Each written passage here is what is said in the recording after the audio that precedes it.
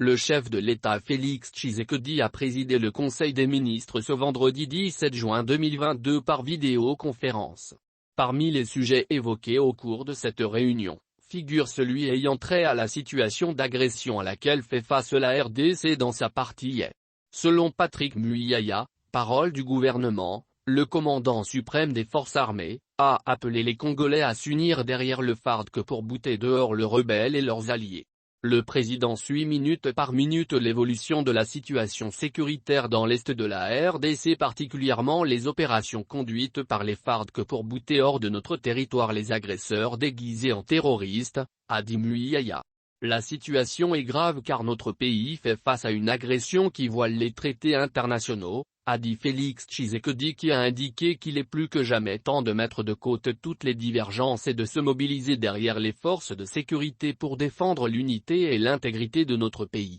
D'après le compte rendu fait par Patrick Muyaya ce vendredi dans la soirée, le chef de l'État a demandé au gouvernement de mettre à la disposition des forces armées tout ce qu'il faut. Tout en saluant la bravoure de nos militaires au front, le chef de l'État a invité le gouvernement à mettre toute œuvre pour les doter des moyens conséquents. Il a aussi exprimé la solidarité et compassion de toute la nation à nos compatriotes déplacés qui subissent les effets de cette injustice. Le chef de l'État assure qu'il ne ménage aucun effort sur le plan militaire et diplomatique pour que l'ennemi quitte notre territoire, a rapporté Patrick Muyaya, qui insiste sur le fait que le président de la République a exprimé tout son soutien aux FARDC qui combattent au front pour l'intérêt général.